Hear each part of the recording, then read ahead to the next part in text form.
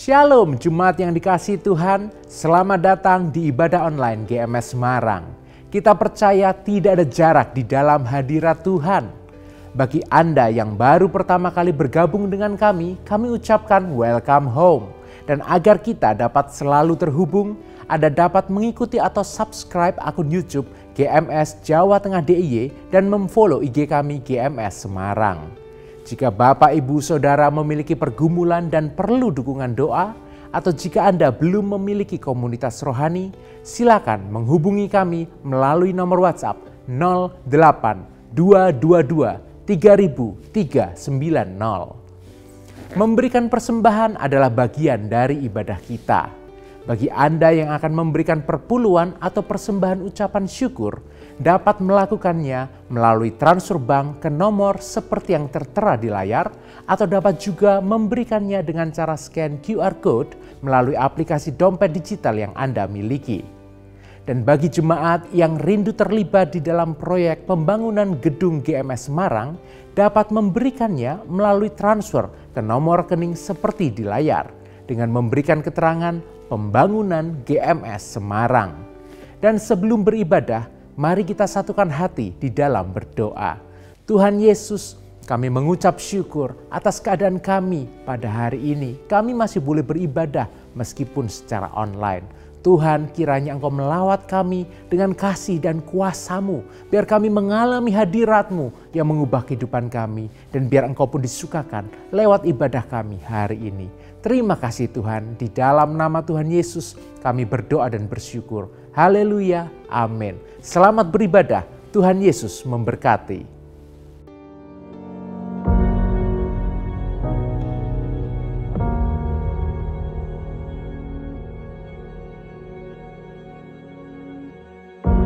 Orang yang suka memuji akan kuat roh doanya. Orang yang berdoa pasti berakhir memuji. Karena Allah bertata di atas pujian. Siapa memuji, Allah mengatasi hidupnya.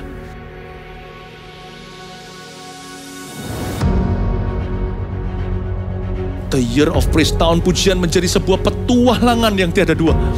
Menjadi sebuah pelajaran hidup yang langsung dari Kristus. Menjadi sebuah pengalaman yang indah. Waktu kita memuji Tuhan, seluruh kerajaan itu berdiri di sampingmu. Waktu kita memuji, seluruh kerajaan Allah dan kereta-keretanya yang tidak kelihatan berkuda dan berapi-api itu berada di kanan kiri. Semakin fisik kita lemah, roh kita semakin memuji Tuhan. Semakin jasmani kita terbatas, semakin rohani kita tidak boleh dibatasi.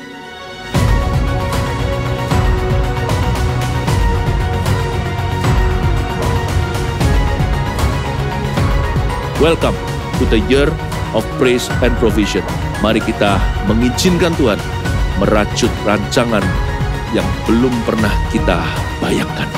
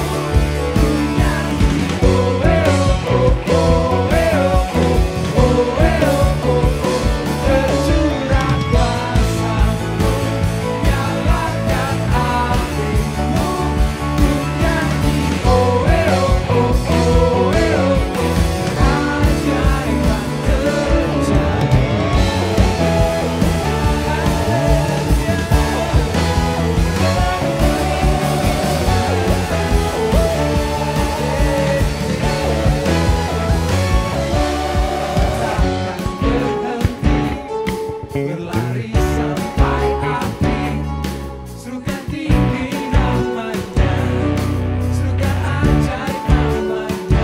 Roh Kudus membakar setiapmu. Biarkan pujian-pujian terjadi semuanya, mengalir kuasa-Mu, nyalakan apimu, nyanyi oh oh oh oh oh oh tercurah kuasa-Mu, nyalakan apimu, nyanyi oh oh oh ajaiban terjadi. Haleluya, sungguh dunia percaya keajaiban terjadi saat Roh Kudus tercurah buat setiap kami Tuhan. Sungguh nyatakan kuasa-Mu. Haleluya. Mari nyatakan oh oh oh oh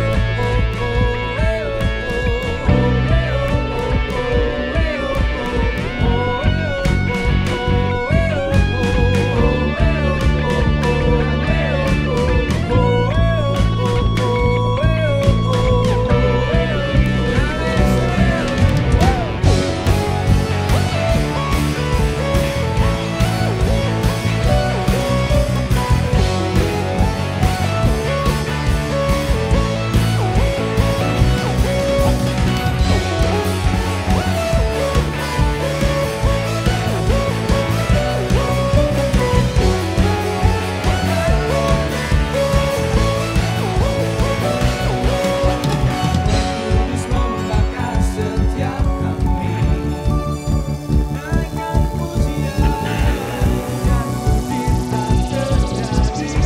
Amin mengalir kuasa-Mu, nyalakan apimu, nyanyi oh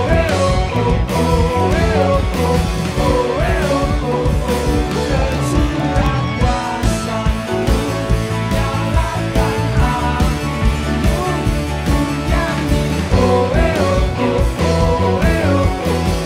ajaiban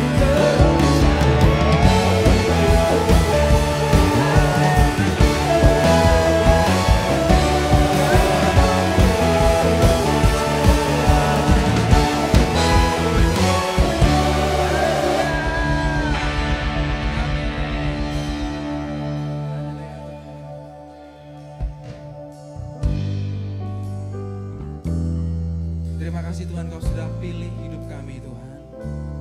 Kau yang angkat kami dari dosa. Kau pulihkan kami, Kau pakai kehidupan kami. Haleluya Yesus. Kau telah memilihku sebelum dunia dibentuk. Betapa aku bersyukur padamu ya Tuhan Allahku. Kau telah memanggilku sebagai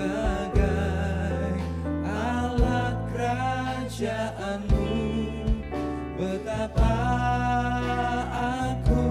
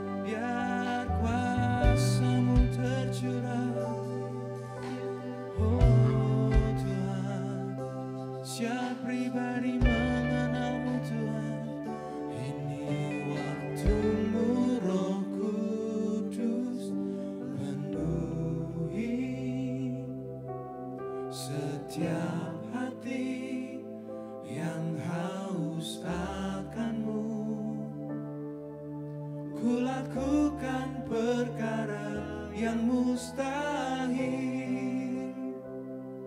setiap hari, bergerak dengan tuntunan ilahi. Ini waktumu Tuhan, ini waktumu Roh Kudus, penuhi setiap hati, amin, yang haus akan-Mu. Ku lakukan perkara yang mustahil setiap hari, bergerak dengan tuntunan ilahi. Oh, ini waktumu Roh Kudus, penuhi setiap hati.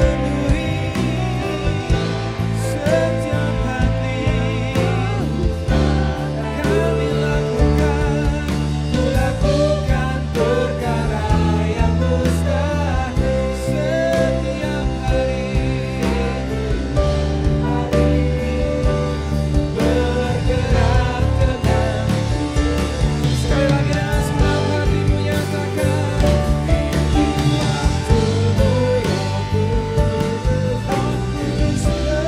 ini waktumu Roh Kudus,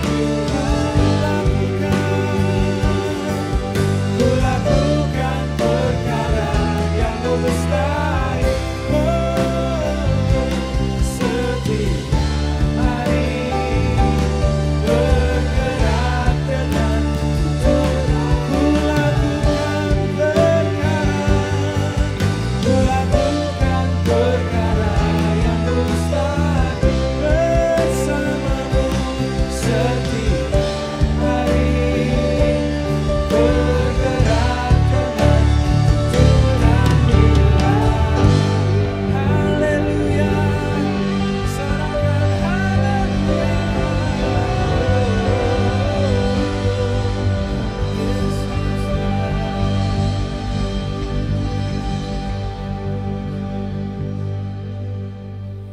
Shalom Bapak Ibu Saudara-saudari di mana saja Anda berada. Senang berjumpa lagi dengan Anda hari ini. Kita dapat beribadah bersama-sama. Saya berharap semua sehat, semua baik.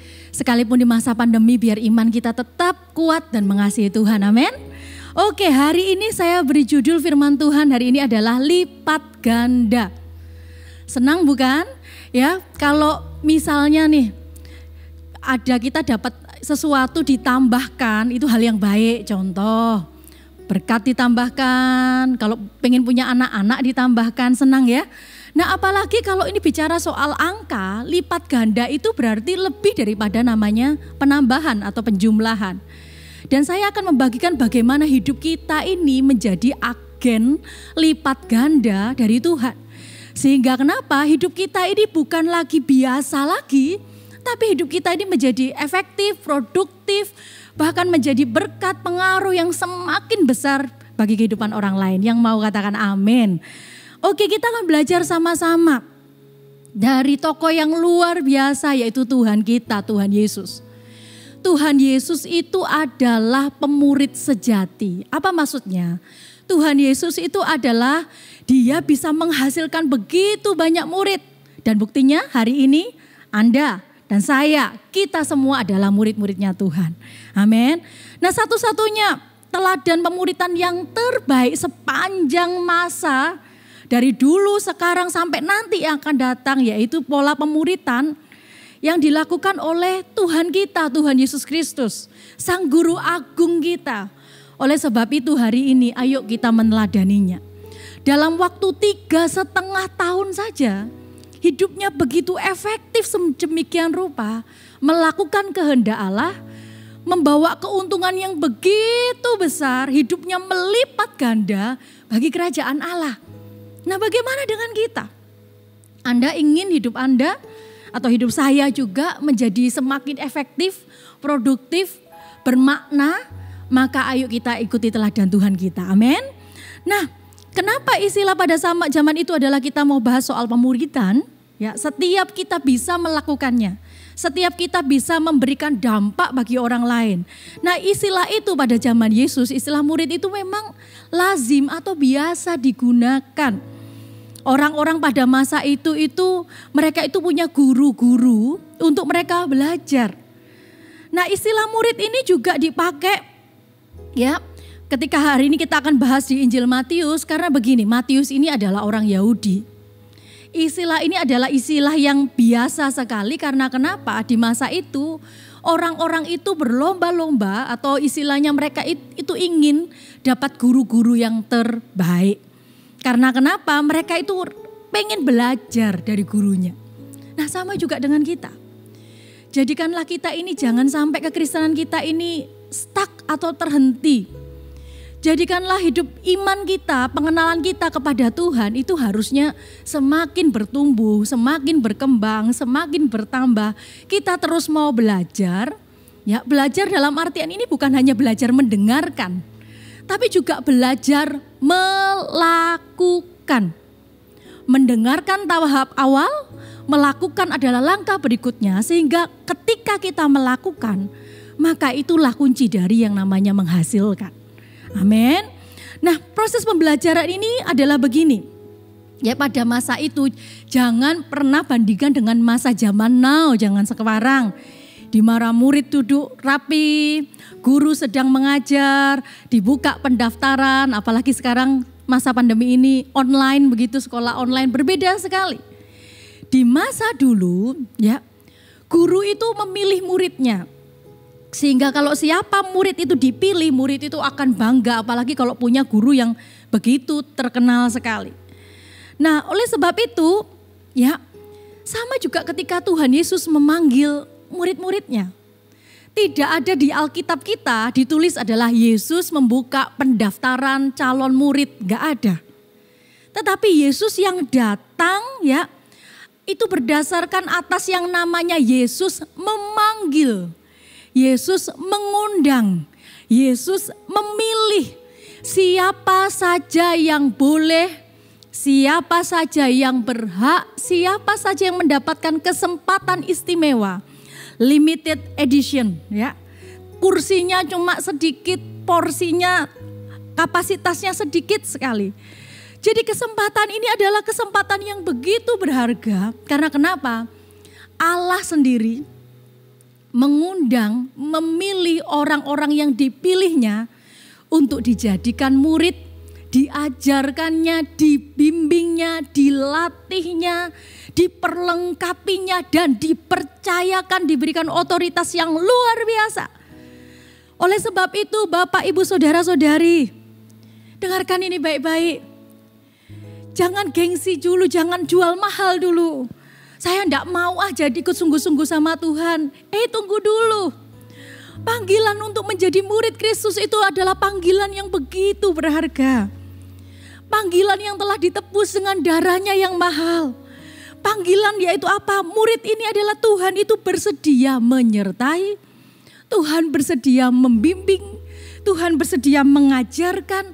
Tuhan bersedia memberikan otoritas, mendelegasikan. Oleh sebab itu panggilan ini bukan panggilan sembarangan. Panggilan ini adalah panggilan yang begitu berharga. Karena dia adalah Allah. Bagi kita, bagi saya, kalau kita tidak mau, dia bisa pilih siapa saja. Oleh sebab itu, kalau hari ini saya, kalau hari ini Anda, posisi Anda hari ini, ya betul Anda di mana saja Anda berada. Kalau Anda adalah orang percaya Yesus, kalau Anda adalah murid-murid Yesus, jangan sia-siakan karena tempat di mana hari ini Anda hari ini berpijak sebagai posisi Anda sebagai murid, itu adalah dibayar dengan darahnya yang mahal. Dan bukan hanya itu, dia bersedia membimbing kita, bahkan memberikan kepercayaan yang besar, otoritas kepada kita. Yang mau katakan amin. Dalam kisah para rasul, bahkan begini, sebelum kita bahas kisah para rasul, bahkan begini, bahkan Tuhan itu begini, kalau kita tidak mau, Allah itu bisa memilih secara langsung loh untuk orang-orang yang terlihat mustahil dan tidak mungkin dia pilih. Siapa contohnya? Ayo. Saulus, si penganiaya umatnya Tuhan, si penganiaya muridnya Tuhan Yesus. Dia begitu terbakar membara untuk menganiaya, untuk dia menghukum orang-orang percaya. Yang seolah-olah buat di mata murid-murid Tuhan mustahil untuk dimenangkan. Dengarkan ini baik-baik. Perhatikan ini baik-baik. Tuhan bisa secara langsung lewat peristiwa mujizat tanda ajaib menunjukkan kepada Saulus siapa Tuhan. Bahkan bagi orang yang mustahil sekalipun. Kalau orang lain menolak, Tuhan bisa punya cara yang lain untuk memilih orang-orang yang dipersiapkan untuk misi kerajaan Allah. Oleh sebab itu, hari ini kalau hari ini Anda merasa menganggap enteng, menganggap remeh, menganggap hal ini biasa, kemudian Anda hidup asal-asalan, Anda rugi. Akan ada muncul orang-orang yang sungguh-sungguh seperti Paulus, yang dulunya Saulus. Yang mereka menerima begitu berharganya pilihan Tuhan ini dan mengerjakan imannya, mengerjakan kepercayaannya dari Tuhan sampai akhir. Halo, amin. Nah, pada masa kisah para rasul, ya siapakah yang disebut murid? Yang disebut murid adalah orang-orang yang percaya bahwa Yesus Kristus itu adalah Tuhan, Yesus Kristus itu adalah Mesias, penyelamat, penebus dosa. Di Kisah Para Rasul pasal yang ke-6 ayat 1a dikatakan begini. Pada masa itu ketika jumlah murid-murid makin bertambah. Jadi kata murid di sini adalah disebutkan sebagai siapa? Ditujukan kepada siapa? Kepada orang-orang percaya. Nah, kalau Anda tanya kalau begitu, pemuridan itu apa? Pemuridan begini. Suatu proses yang disengaja. Jadi memang harus sengaja. Tuhan Yesus bertemu dengan orang, dia sengaja. Paulus memuridkan Timotius, dia sengaja bertemu dengan Timotius. Sama juga dengan kita. Ketika kita mau mulai hidup kita menjadi bermakna bagi orang lain, membimbing orang lain untuk semakin kuat imannya dekat dengan Tuhan, maka kita harus dengan sengaja. Siapakah orang yang mulai pemuridan? Ya, saya dan Anda. Orang-orang Kristen, orang-orang yang percaya Yesus yang lebih dewasa. Hari ini berapa umur pertobatan Anda? Berapa umur pengenalan Anda akan Tuhan? Berarti ya Anda dan saya adalah orang-orang yang lebih dewasa. Kita harus dengan sengaja membangun hubungan ya secara pribadi dalam periode waktu tertentu untuk membimbing orang-orang tersebut supaya mereka juga pada akhirnya bertumbuh menjadi orang Kristen yang dewasa seperti kita dan mereka melakukan hal yang sama seperti yang kita lakukan. Itulah yang namanya pemuridan. Jadi akan ada orang-orang yang terus-menerus estafet mandat dari sorga itu di tangan kita. Mandat di tangan kita ini kita berikan kepada orang lain dan seterusnya sehingga dari generasi ke generasi tidak ada satu angkatan pun yang tidak mengenal Tuhan. Tetap akan ada duta-duta atau utusan-utusan kerajaan Allah, wakil-wakil kerajaan Allah yang terus tidak putus asa, tidak menyerah, memberitakan Injil, menjadikan murid, mengajarkan nilai-nilai firman, mencontohkan, meneladankan hidup benar di hadapan Allah. Itulah sebabnya kita punya peranan yang penting Bapak Ibu Saudara-saudari. Kita harus dengan sengaja. Nah, hari ini kita mau belajar bersama-sama kunci lipat ganda. Terjadinya lipat ganda itu apa? Nah, seorang murid Kristus yang sejati, kita akan masuk dalam namanya. Kalau kita melakukannya, maka kita melakukannya ini, maka lipat ganda akan terjadi. Seorang murid Kristus yang sejati adalah siapakah? Adalah begini, saya dan Anda yang mengasihi Tuhan dengan sungguh-sungguh, yang mengasihi Tuhan dengan segenap hati. Kemudian kita setiap hari berusaha, bersedia, mau untuk hidup sesuai dengan karakter Kristus. Saya tahu itu proses. Saya tahu tidak tiba-tiba terjadi dalam waktu semalam. Tapi sungguh-sungguh mengasihi, mengikut Tuhan dan terus mau bertumbuh untuk berubah seperti Kristus. Setiap hari dan dengan segenap hati. Ada kalanya betul, ada kalanya gagal. Ada kalanya ingin menyerah. Tapi justru di saat itulah ketika tantangan ada menunjukkan apakah kita murid yang sejati atau tidak.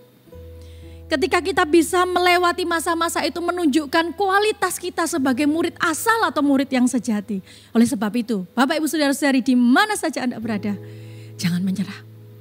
Terus ayo, kalau hari ini gagal, ayo bangkit lagi. Sampai kita sama-sama menyelesaikan pertandingan iman ini sampai akhir. Nah, kunci lipat ganda itu ada tahapannya, ada prosesnya. Tidak otomatis seseorang itu langsung berubah jadi lebih baik, berubah langsung hidupnya menuruti semua kehendak Allah. No, ada prosesnya. Nah, tahapan yang pertama adalah pendekatan pribadi. Jadi kalau seseorang itu pengen hidupnya bermakna bagi orang lain, ingin hidupnya itu membawa dampak yang luar biasa bagi orang lain, memuridkan orang lain, membawa mereka mengenal Tuhan, maka yang pertama jangan skip proses ini. Jangan lewati proses ini, namanya pendekatan pribadi. Ini juga yang Yesus lakukan. Dalam proses pemilihan, di mana Yesus mencari dan memanggil orang-orang yang dijadikan murid, Yesus juga melewati proses ini. Mari kita buka sama-sama yuk. Di Matius pasal yang keempat, ya, ayat 19 sampai ayat yang ke-20. Dikatakan begini. Yesus sedang memanggil beberapa orang nelayan pada saat itu. Yesus berkata kepada mereka, "Mari ikutlah aku dan kamu akan kujadikan penjala manusia." Lalu mereka pun segera meninggalkan jalannya dan mengikuti Dia. Nah, kemudian peristiwa di mana Yesus memanggil Matius pemungut cukai. Di Matius 9 ayat yang ke-9. Mari kita baca sama-sama. Matius pasal yang ke-9 ayat yang ke-9. Setelah Yesus pergi dari situ, ia melihat seorang yang bernama Matius duduk di rumah cukai. Lalu ia berkata kepadanya, "Ikutlah aku." Maka berdirilah Matius lalu mengikuti Dia. Kalau Anda baca, Bapak Ibu Saudara-saudari baca ayat-ayat ini, Yesus itu Yesus berinisiatif secara sengaja mendekati mereka pribadi lepas pribadi. Dia melakukannya secara langsung, tidak ada namanya calo atau perantara atau nitip, ya seperti sekarang zaman now, just tip, tidak ada. Yesus datang secara pribadi, ketemu dengan mereka, bercakap-cakap dengan mereka, membangun hubungan dengan mereka, berkomunikasi dengan mereka. Oleh sebab itu Bapak Ibu Saudara-saudari, jangan malas dengan proses ini. Jangan skip, jangan lewatkan proses ini. Saya ngerti kok, ya saya juga mengalaminya juga. Ada orang yang ketika kita pendekatan dengan sengaja, welcome sekali. Betul? Ramah sekali, terbuka sekali, istilahnya seperti kedatangan kita. Itu ditunggu-tunggu setelah sedemikian lamanya kita ini menjadi jawaban doa bagi orang-orang tersebut. Tapi namun juga saya mengerti ada orang-orang yang menganggap kita ini menolak kita, menganggap remeh kita, kemudian merasa siapa kita ini dan kemudian kita melakukan pendekatan. Tapi jangan menyerah. Saya mengerti pernah saya melakukan pendekatan tersebut kepada seseorang gitu ya, dalam artian sama-sama perempuan begitu ya. Untuk saya muridkan, untuk saya dekatin, untuk saya undang ke gereja, untuk saya undang ibadah, CG dan sebagainya. Ada yang butuh waktu proses beberapa bulan. Namun juga ada yang butuh proses beberapa tahun. Tapi it's okay, entahkah berapa bulan, entahkah berapa tahun. Nikmati itu, jalani itu. Karena kenapa? Oke, kita pengen namanya segala sesuatu langsung kelihatan hasilnya begitu. Tapi tahukah Anda bahwa ternyata proses ini hari demi hari yang kita lewati, ketika kita membangun hubungan, ternyata sehari demi sehari itu bermakna. Kata-kata kita, doa yang kita naikkan, ucapan kita, perhatian kita terhadap orang tersebut itu bermakna bagi kehidupan orang itu. Oleh sebab itu jangan skip prosesnya. Halo, amin. Sehingga kenapa? Ya betul, orang itu bersuka cita karena kedatangan kita. Suatu saat nanti ketika mereka menyadari betapa berharganya berita yang kita bawa, kita ucapkan. Ketika mereka menyadari keberadaan kita, yaitu kita adalah wakil dari Allah untuk menyatakan kasih Allah melalui kita. Bisa jadi hari itu mereka tidak merasakannya. Bisa ketika beberapa waktu mereka melihat kegigihan, ketekunan dan kesungguhan kita dan ketulusan kita. Suatu saat mereka akan berkata bahwa bersyukur sekali mereka bisa mengenal misalnya saya dan Anda. Tapi terlebih lagi juga ternyata yang bersukacita bukan hanya mereka. Ada sukacita yang luar biasa. Yang gak bisa digantikan, ini sukacita damai yang dari Tuhan. Karena ini adalah sukacitanya Tuhan ketika ada melihat orang diselamatkan. Ketika melihat orang-orang hidupnya diubahkan dan merasakan kasih Allah. Kita sendiri juga, ya mereka merasakan dikasih melalui kita. Tapi jangan salah juga. Kita juga merasakan dikasih Allah dan kasih itu melimpah-limpah penuh atas kita. Sehingga kita bisa menyalurkannya kepada orang lain. Wow, itu sukacita yang luar biasa. Pengen mengalaminya? Anda pernah mengalaminya? Jangan berhenti. Di tahun 2021 ini mari alami juga terus. Oke, sekalipun kita masih bisa kasih perhatian secara online, it's okay. Tapi terus lakukanlah, jangan menyerah. Karena apa yang Anda kerjakan itu berarti bagi orang lain. Bermakna bagi kehidupan orang lain. Terlebih lagi, apa yang Anda lakukan itu dicatat dalam kerajaan surga. Amin. Kita punya satu penonton yang luar biasa. Hari ini kalau Anda sudah merasa, ya Anda memuridkan orang, Anda berusaha care kepada orang, mendoakan orang. Ingat ini, ada satu penonton yang ada satu pribadi yang dia melihat jeripaya Anda. Dan semuanya itu gak akan pernah sia-sia. Amin. Kita tidak dapat upah di sini mungkin. Atau kita tidak mendapatkan hasil di sini, it's okay. Tapi kita akan mendapatkan upah nanti juga di surga. Amin. Tapi saya percaya kok. Saya percaya. Karena itu hatinya Tuhan, Tuhan akan membuat apa yang kita kerjakan itu berhasil. Amin. Karena Tuhan yang menyertai. Nah kemudian, dalam hal ya Tuhan Yesus mengajak para murid ini, memang dibutuhkan respon. Tuhan Yesus mengundang, dikatakan begini di Matius pasal ke-4 ayat ke-19 ya.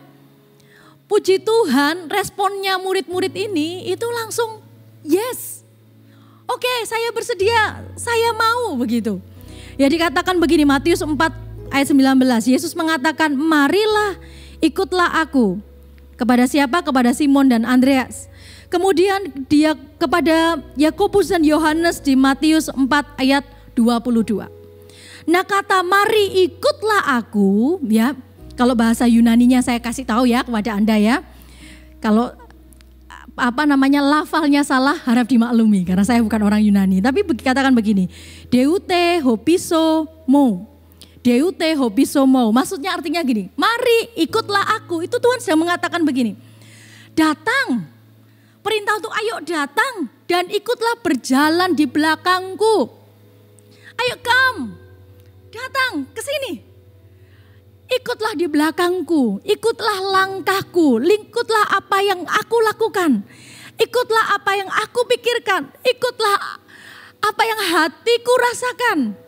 Ikutlah apa yang itu adalah kerinduanku. Dan Matius ayat 4 ayat 19 undangannya dikatakan begini. Dan Yesus berkata, aku akan menjadikan kamu penjala manusia. Mari datang, ikutlah di belakangku kata Tuhan. Ikutlah jejakku, jejak kehidupan yang bermakna. Jejak kehidupan yang membawa dampak bagi kehidupan orang lain. Jejak kehidupan yang mengerjakan misi kerajaan Allah. Itu kata Tuhan. Nah istilah ini, istilah menjadikan penjala manusia itu bukan istilah baru ternyata. Mereka itu sudah mudeng Tahu mudeng? Do you mudeng? Tahu, mereka itu sudah mengerti, sudah biasa mendengar istilah ini. Maksudnya begini, itu menggambarkan adalah seseorang yang berusaha menangkap orang lain, seseorang yang berusaha menangkap dalam artian mempengaruhi orang lain, memenangkan orang lain dengan cara mengajar dan mempengaruhi mereka. Oke, kata penjala, kita menjadi penjala manusia adalah begini, kita ini berusaha memenangkan orang lain, kita ini berusaha ya mendekati orang lain, berusaha memenangkan mereka dengan cara apa? Mengajarkan kepada mereka, baik lewat perkataan dan perbuatan, dan mempengaruhi hidup mereka, baik lewat perkataan maupun perbuatan kita, yang sesuai dengan firman Allah. Dan puji Tuhannya ya, yang luar biasanya adalah tanggapan itu diterima dengan baik. Mereka bersedia mengikut Tuhan. Matius bersedia mengikut Tuhan. Simon Andreas bersedia mengikut Tuhan. Yakobus dan Yohanes juga bersedia mengikut Tuhan. Bagaimana dengan kita? Ketika hari ini undangan ini diberikan kepada kita. Mari ikutlah aku. Aku akan menjadikanmu penjala manusia. Bagaimana respon kita? Kita merasa, bukan aku Tuhan, orang lain saja. Saya tidak bisa Tuhan, saya pengen hidup buat diri saya saja. Pusing mikirin orang lain, begitu kan? Gak enak, begitu dan sebagainya. Tapi Bapak Ibu Saudara-saudari, Anda akan melihat hidup yang signifikan, hidup yang bermakna adalah ketika kita melakukan kehendak Allah. Karena itu memang tujuan kita ada di muka bumi ini. Bukan hanya sekedar menjalani hari. Nah, Matius pemungut cukai, ketika Yesus mengundang Matius pemungut cukai dengan kata ikutlah aku di Matius pasal ke-9 ayat yang ke-9. Itu ternyata penekanannya berbeda. Kepada Simon, kepada Andreas, kepada Yakobus, kepada Yohanes, sama katanya ikutlah aku. Tapi kepada si Matius pemungut cukai, Tuhan itu berkata ikutlah aku. Itu katanya itu tegas. Ya, itu katanya itu seperti istilahnya itu panggilannya itu begitu tegas. Karena kenapa? Karena begini. Matius pemungut cukai itu adalah ya orang yang dianggap jahat begitu. Penjahat bagi orang-orang Yahudi, masyarakat Yahudi. Kenapa? Karena dia merugikan orang lain. Dia pro kepada istilahnya penjajah gitu, pemerintah Romawi pada saat itu. Ia tidak disukai, dibenci. Dan kaya karena kenapa? Karena keserakahannya. Dia bisa kaya karena dia serakah. Nah sehingga bagi orang-orang Yahudi, Bapak Ibu Saudara-saudari, orang ini, Matius ini, itu adalah orang yang mustahil untuk orang ini bertobat. Kita akan menemui juga di sekeliling kita orang-orang yang seperti seolah-olah mustahil untuk mereka bertobat. Tapi jangan salah. Ketika Yesus datang, Yesus melakukan pendekatan kepada Matius pemungut cukai. Yesus bertamu, berkunjung kepada Matius pemungut cukai. Yesus masuk dalam kehidupan Matius pemungut cukai. Yesus merevolusi, Yesus mereformasi, Yesus merombak, Yesus mengubahkan hati dan pikirannya. Sehingga kenapa Matius bersedia bertobat, mengikut Tuhan dengan sungguh-sungguh menjadi murid yang radikal kepada Tuhan Yesus. Dia tidak lagi memikirkan masa lalunya. Sama juga dengan kita. Ketika kita datang kepada seseorang yang mungkin gak mungkin orang ini bertobat. Susah sekali orang bertobat. Ingat ini, yang beserta dengan kita itu adalah Allah. Ketika mereka menolak kita, mereka sedang menolak Allah ketika kita menyampaikan kebenaran. Tapi jangan lupa juga, karena Allah beserta kita, maka Allah lah yang sanggup mengubahkan hati, mereformasi, merombak, menjamah, mengubahkan hati. Bahkan orang sekeras sekalipun, yang bahkan terlihat mustahil sekalipun, orang itu bisa diubahkan. Matius mengerti bahwa ada konsekuensi kalau dia ikut menjadi murid Yesus. Dia meninggalkan pekerjaannya sebagai pemungut cukai, maka dia akan mengalami kerugian secara materi. Dia juga mengalami, dia punya posisi jabatan yang tinggi, dia seorang kepala. Jabatan itu bisa diambil. Dia bisa kehilangan mata pencaharian dan sebagainya. Tapi ingat ini, pendekatan yang Yesus lakukan, hubungan yang Yesus bina, pembimbingan yang Yesus bina, membuat Matius bersedia meninggalkan meja pajaknya dan mengikut Yesus dengan sungguh-sungguh. Oleh sebab itu, dalam area pendekatan ini jangan lewati proses ini, jangan skip. Karena proses ini adalah proses penting. Ini menjadi dasar dari hubungan ketika kita memuridkan orang tersebut, membawa mereka mengenal Tuhan. Yang berikutnya yang kedua, jangan stop di sini. Karena membangun hubungan, pendekatan secara pribadi ini masih tahap awal. Di tahap awal ini, oke, ada orang yang bisa, ya saya mau sungguh-sungguh, tapi 2 hari, seminggu, setahun bisa berubah. Karena memang perlu tindak lanjut. Karena perlu langkah berikutnya. Ini masih membangun misalnya fondasi, masih fondasi tahap awal sekali. Mungkin masih peletakan batu pertama begitu ya. Orang itu bertobat meninggalkan cara hidup yang lama. Tunggu dulu, masih ada langkah berikutnya. Karena kenapa? Karena dalam kehidupan sehari-hari ada badai, topan masalah, tantangan, godaan, dosa, intimidasi, rayuan untuk kembali ke manusia lama. Itu melirik, mengintip kehidupan kita setiap hari. Maka jalanlah kepada langkah yang berikutnya, yaitu pembentukan murid. Matius pasal 16 ayat 24, mari kita baca. Matius pasal 16 ayat 24. Lanjut ke langkah berikutnya. Yaitu apa? Lalu Yesus berkata kepada murid-muridnya, setiap orang yang mengikut aku, dia harus menyangkal dirinya, memikul salibnya, dan mengikut aku. Wah, ini kata-katanya enggak enak semua ya. Pasti semuanya pengen gini. Lalu misalnya begini, setiap orang yang mengikut aku pasti diberkati. Tidak mengalami sakit penyakit. Wah, itu pasti senang semua. Betul atau tidak? Tapi kata-kata ini, setiap orang yang mengikut aku, menjadi muridku, dia harus menyangkal dirinya, memikul salibnya dan mengikut aku, karena tidak ada cara yang lain untuk menjadi murid yang sejati. Kita harus melalui proses ini. Yang pertama, penyangkal diri atau penyangkalan diri. Apa itu? Yaitu begini. Yaitu melupakan diri kita di area, maksudnya kehilangan segala sesuatu dari diri kita demi mengikut Kristus.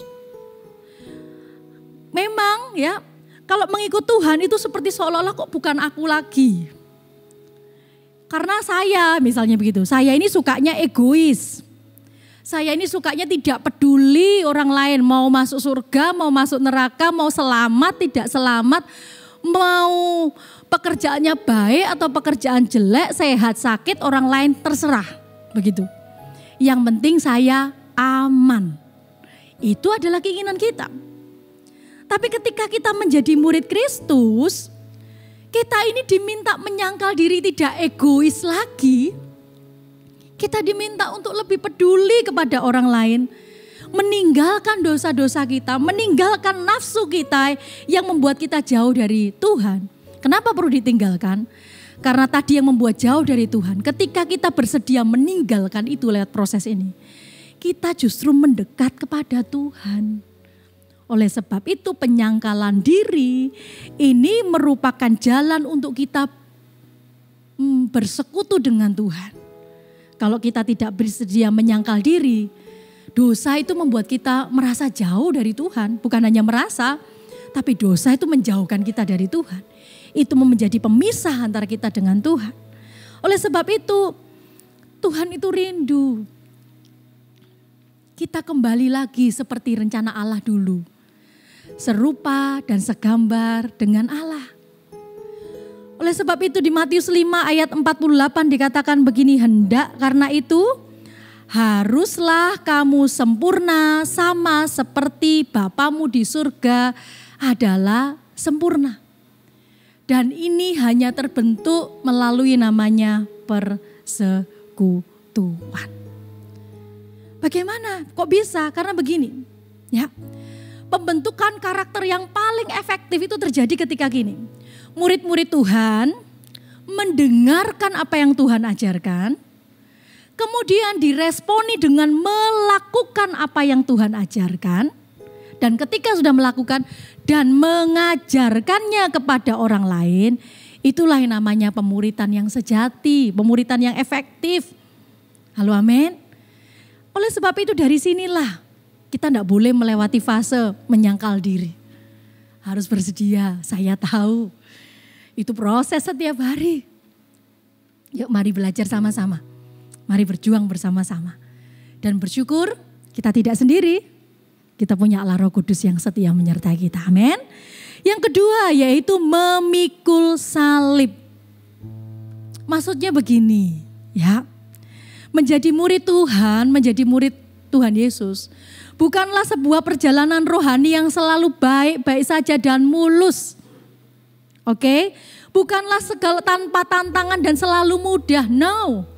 Ada kalanya baik, tapi ada kalanya tantangan dan penderitaan. Kadang aniaya di depan kita.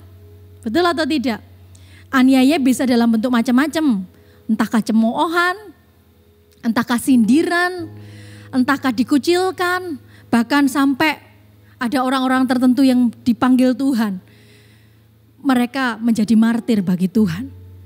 Nah, tapi Tuhan Yesus itu dalam hal ini, dia tidak tinggal diam saja loh. Dia melatih murid-muridnya. Mengajar murid-muridnya. Untuk siapa? Untuk apa? Untuk bisa mereka menghadapi tantangan demi tantangan. Bahkan ingat peristiwa Petrus ketika di mana dia sudah hampir gagal. Ingat Allah tetap setia tarik dia kembali. Allah kita itu Allah yang luar biasa. Ketika di fase ini pun, di proses ini pun dia memberikan kekuatan kepada kita. Dia memampukan kepada kita yang bersedia untuk kita diproses, dibentuk oleh Tuhan.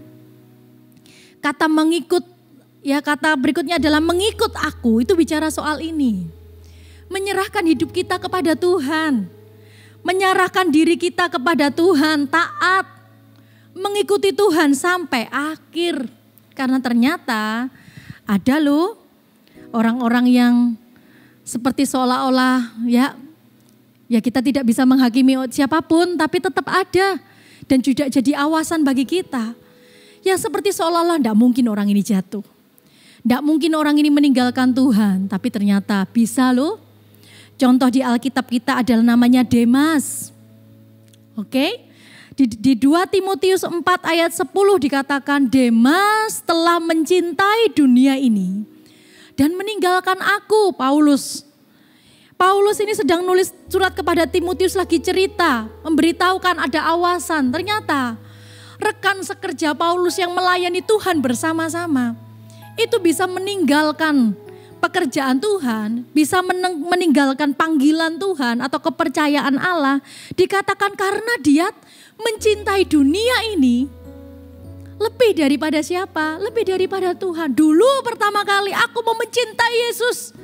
Aku mau menyerahkan segala sesuatu untuk Yesus.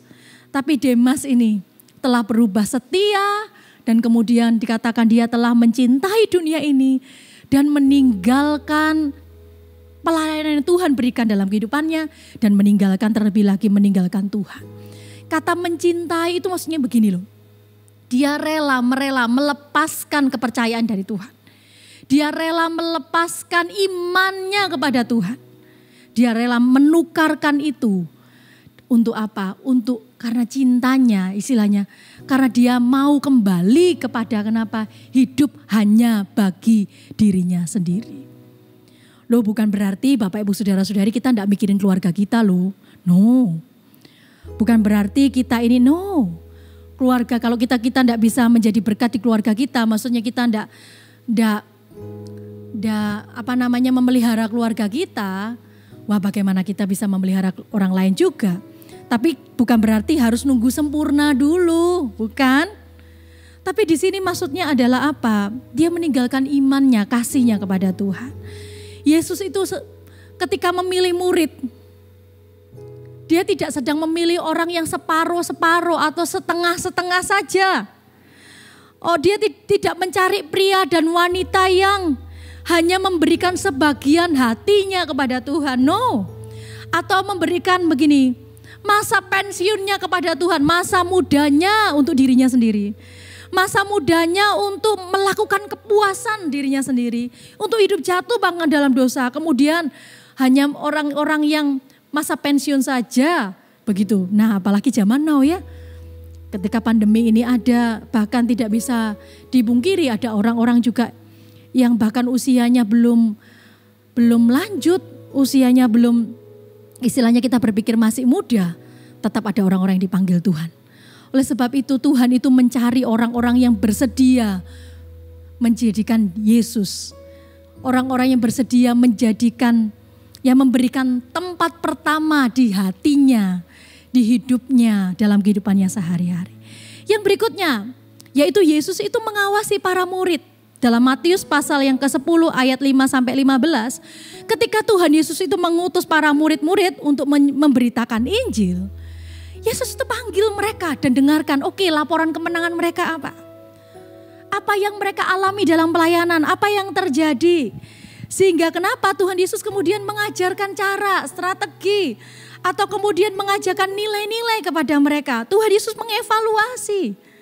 Dan kenapa Tuhan Yesus itu menyuruh mereka untuk melayani. Supaya kenapa menggali potensi mereka. Memberikan kepercayaan kepada mereka, menggali karakter mereka supaya mereka menjadi pemimpin-pemimpin yang lebih baik lagi. Menjadi orang-orang yang bisa dipercaya lebih baik lagi. Aturan yang paling dasar adalah begini. Tuhan Yesus ingin mereka melayani dengan memperlakukan orang. Itu memperlakukan orang dengan yang terbaik. Yaitu dengan cara apa? Mereka harus bersikap sopan dan santun. Mereka harus apalagi? Mereka harus sabar. Mereka harus murah hati. Mereka tidak berpusat kepada diri sendiri atau egois. Tidak bersifat memihak, hanya mau melayani orang yang mampu, yang tidak mampu tidak. Begitu, enggak. Harus melayani semua. Mudah memberikan maaf, suka menolong, gemar menabung. Loh kok begitu ya. Dan masih banyak sifat lainnya ini. Karena kenapa? Karena sifat-sifat ini, karakter-karakter yang baik ini, sifat moral dan etika yang baik ini itu juga mempengaruhi keberhasilan seseorang dalam memuridkan, melayani dan memberitakan Injil. Kalau tidak melakukan hal yang tadi, maka bisa jadi kita menjadi batu sandungan atau ditolak oleh orang lain. Dan yang terakhir, yang berikutnya yaitu Tuhan Yesus itu mengutus para murid.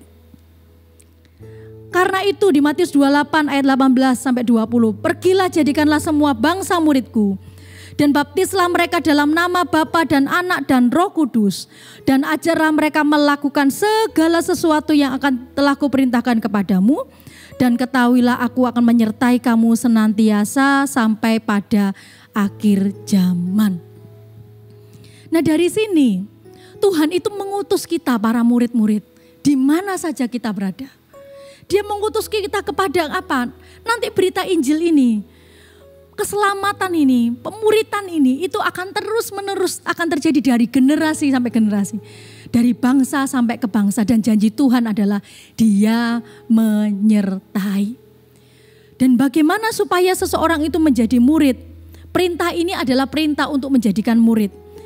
Termasuk di dalamnya adalah pergi, baptis, dan ajarkan dan muridkan mereka.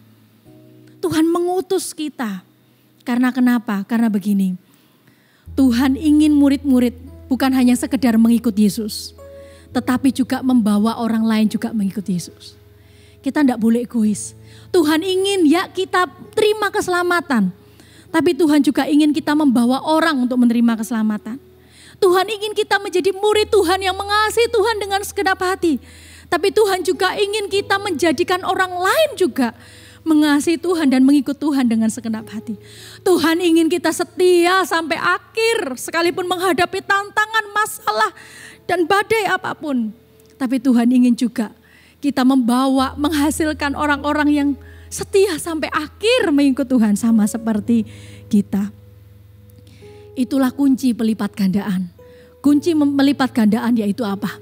Kita dimuridkan untuk memuridkan orang lain. Saya tutup dengan satu penelitian. Suatu saat ada orang itu meneliti. Dia coba hitung dan sebagainya.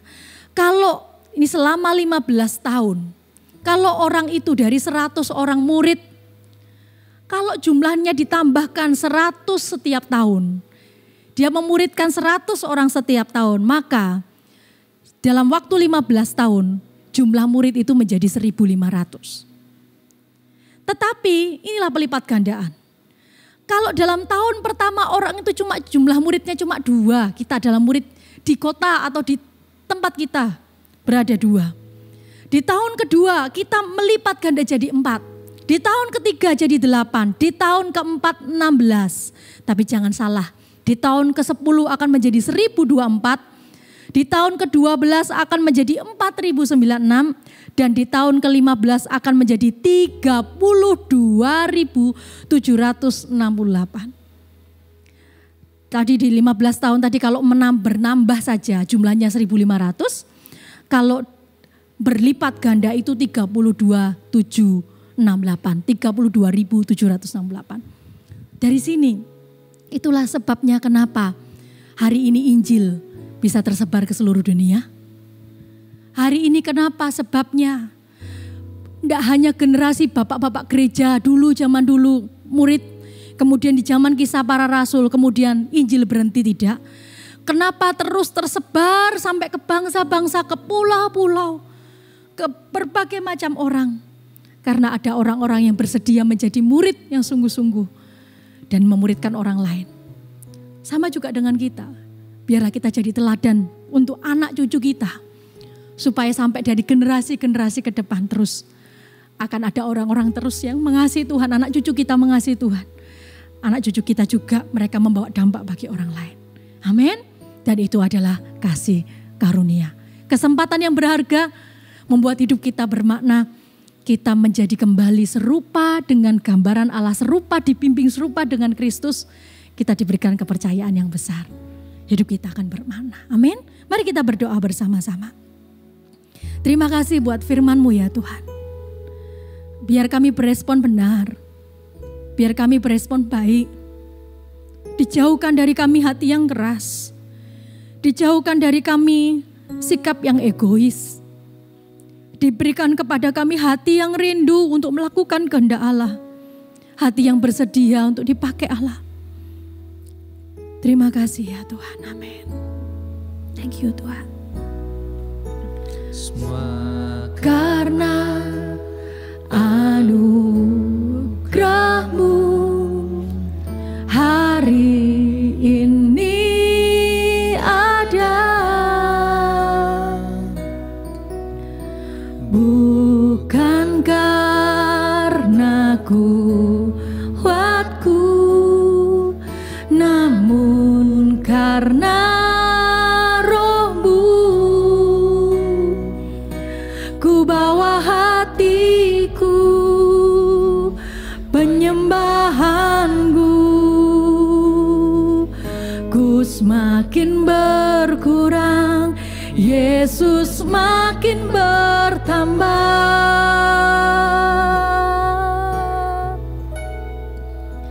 Mengikut Yesus itulah kesukaan hatiku. Ku lepas semua hakku untuk mengenal kehendak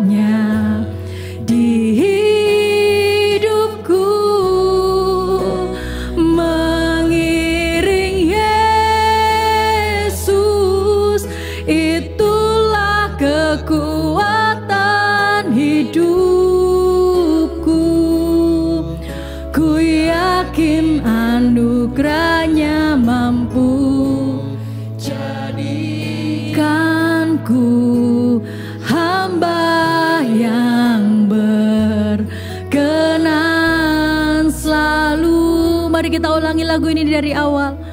Mari datang kepada Tuhan. Terima kasih Tuhan. Semua karena anugerah-Mu hari ini ada.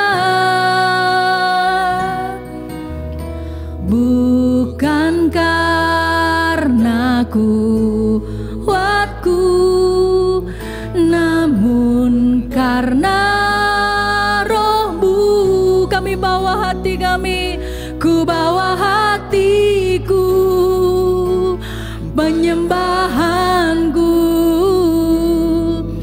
ku semakin berkurang, Yesus makin bertambah. Mengikut Yesus itulah kesukaan hatiku. Ku lepas semua hakku untuk mengenal kehendaknya di hidupku. Mengiring Yesus, amin Tuhan. Itulah kekuatan hidupku. Ku yakin anugerahnya mampu jadikanku hamba yang berkenan selalu. Mari kita sembah Dia. Haleluya. Terima kasih Tuhan. Terima kasih buat anugerah-Mu. Terima kasih buat pemilihan-Mu Tuhan. Terima kasih Yesus. Kami mengucap syukur. Kami berterima kasih. Kami bangga menjadi murid-Mu. Terima kasih Tuhan. Hiralaya syandarana, kiralama syandarana namu. Haleluya, haleluya. Mari taruh tangan kanan Anda di dada di semua seperti ini. Mari datang dengan kerendahan hati. Kalau Tuhan memilih kita menjadi muridnya, itu kasih karunia. Tidak semua orang bisa dibuat hatinya terbuka untuk bisa mengenal Dia. Bahkan untuk bisa mengenal Dia itu pun kasih karunia dan harganya mahal. Terlebih lagi kalau Dia mau bimbing kita, menyertai kita, bahkan mempercayakan otoritas kepercayaan yang besar. Itu juga kasih karunia. Jangan sia-siakan. Saya tahu di masa pandemi ini, untuk kita tidak egois, untuk kita peduli kepada orang lain dengan segala keterbatasan itu tidak mudah. Tapi mari jangan menyerah. Kita punya satu penonton. Dan bukan hanya menonton, tapi Dia bersedia memberikan kekuatan dan membimbing, menyertai kita. Untuk kita setia menyelesaikan sampai akhir. Dan lihat, kehidupan kita akan menjadi kehidupan yang bermakna, bermanfaat. Engkau akan menyadari selama berpuluh tahun hidup di muka bumi ini, kehidupanmu adalah kehidupan yang berarti. Baik bagi diri kita sendiri maupun bagi orang lain. Mari saya akan berdoa bagi Anda. Hamba-Mu berdoa ya Tuhan. Untuk setiap jemaat-Mu, untuk setiap murid-murid-Mu. Jadikan mereka teguh, kuat dalam iman. Tapi jadikan kami semua juga murid-murid-Mu ini tidak egois ya Tuhan. Tapi terus bersedia mengemban mandat yang besar ini. Kepercayaan yang luar biasa ini. Kami bersyukur Engkau menyertai. Engkau tidak pernah meninggalkan kami di setiap masa. Mari pakai kami ya Tuhan. Pimpin kami mau setia sampai akhir. Kami mau seperti Timotius ya Tuhan. Sekalipun dalam keterbatasan masih muda. Tapi dia bersedia dipercayakan perkara-perkara yang besar dari Tuhan. Kami mau ya Tuhan, pakai kami ya Tuhan di dalam nama Tuhan Yesus. Bagi Bapak Ibu Saudara-saudari yang hari ini belum pernah menerima Tuhan Yesus sebagai Tuhan dan Juru Selamat, ini adalah kesempatan yang baik, kesempatan berharga bagi Anda. Siapapun Anda hari ini, taruh tangan kanan Anda di dada seperti ini dan mari ikuti doa saya. Mari kita berdoa. Tuhan Yesus, hari ini saya mau menerimamu sebagai Tuhan dan Juru Selamat saya. Ampuni saya orang berdosa ya Tuhan. Mulai hari ini, jadilah Raja di hidupku. Dan aku mau menjadi manusia yang baru. Terima kasih Engkau telah mati bagiku, menebus dosaku. Dan memberikan kesempatan yang baru bagiku. Aku bersedia menjadi murid-murid-Mu. Terima kasih Bapa, di dalam nama Tuhan Yesus kami berdoa. Mari kita akan mengakhiri ibadah kita hari ini. Bagi Anda yang tadi baru pertama kali menerima Tuhan Yesus sebagai Tuhan dan Juru Selamat, Anda bisa klik link di atas supaya kami bisa memfollow up Anda lebih lagi. Mari kita akan akhiri ibadah kita hari ini. Angkat kedua tangan di mana Anda berada. Terimalah berkat yang datangnya dari Tuhan. Yaitu apa? Yaitu engkau menjadi murid-murid yang sejati. Engkau disertai Allah. Kuat dalam menghadapi tantangan. Memiliki kehidupan yang bermakna, menjadi berkat, membawa dampak bagi orang lain. Terimalah terlebih lagi di masa pandemi ini, hidupmu akan menjadi kehidupan yang menjadi berkat bagi orang lain. Terima di dalam nama Tuhan Yesus. Yang percaya katakan, amin. Tuhan Yesus memberkati Anda semua. God bless you.